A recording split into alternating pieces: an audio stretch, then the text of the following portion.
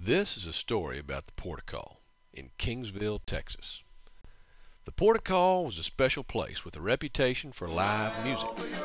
Behind it all was a great lady named Margie Pennington. Margie and her family made it all work. Now, people who spent time at the port came to understand how special it was. For those of you who never had the experience, well, just sit back, watch, and listen, and we'll try to explain it to you. But you kinda had to be there.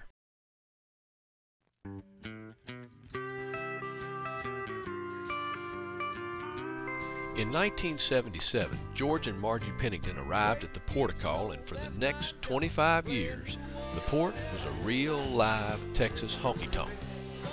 A lot of customers and musicians came through the port in those 25 years.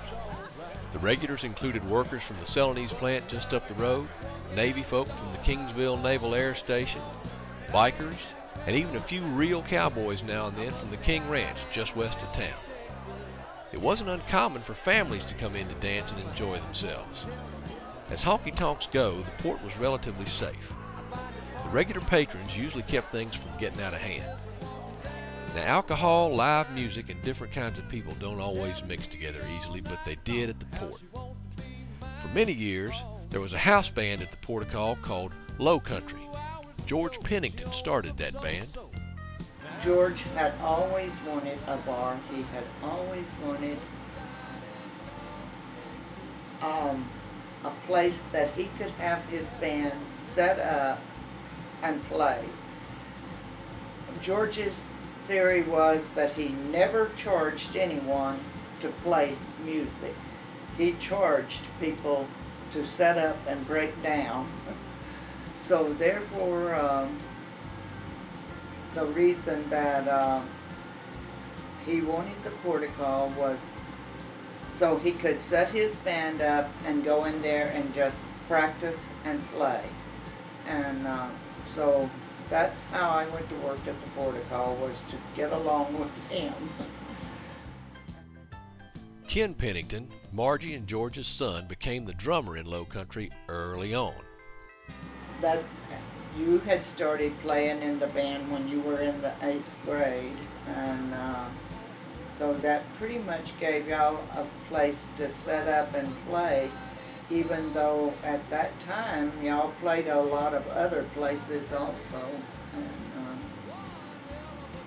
but eventually you pretty much settled down and played in the port.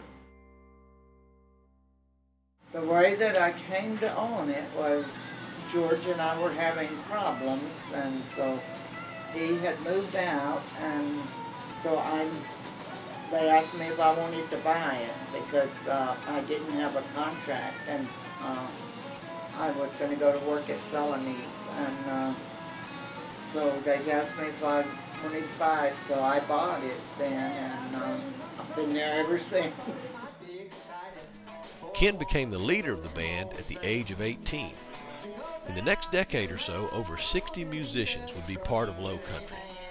The gig was stable and the pay was steady, but the musicians, well, they came and went. For some pickers, it was a resting place between road gigs. For others, it was their first real gig where they learned their trade. Some moved on to Nashville or Austin and had success writing songs for folks like Travis Tritt.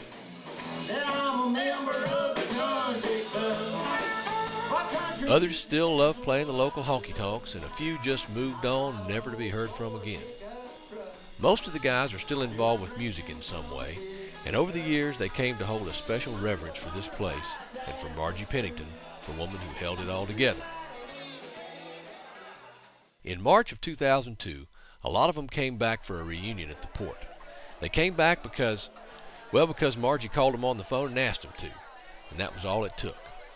That night, Margie announced her retirement, and we all knew that the Portol, as we knew it, was coming to an end. But what a night we had, and it was a fitting farewell for a great place.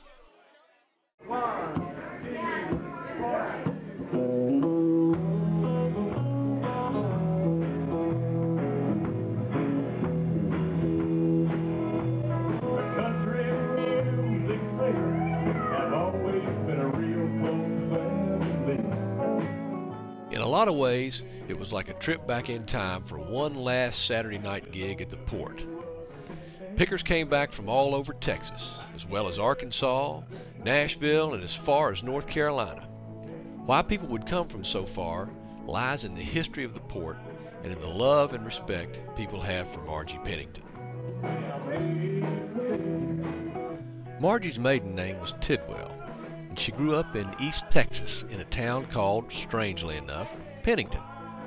She met George after her junior year in high school.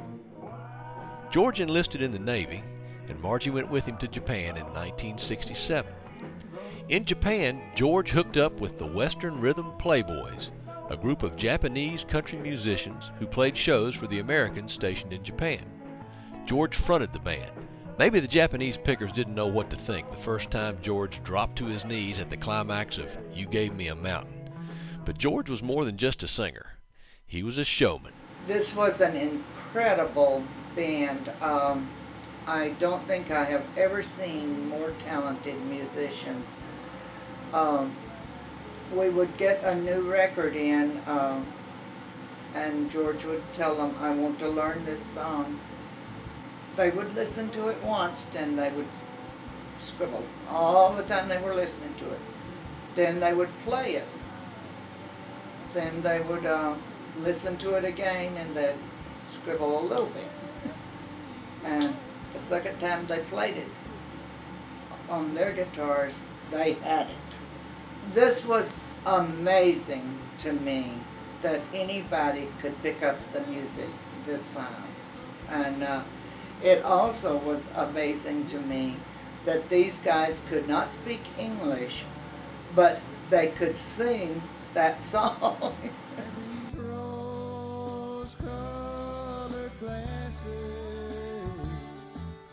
George Pennington died in 1986, but his memory and legacy lived on at the Port.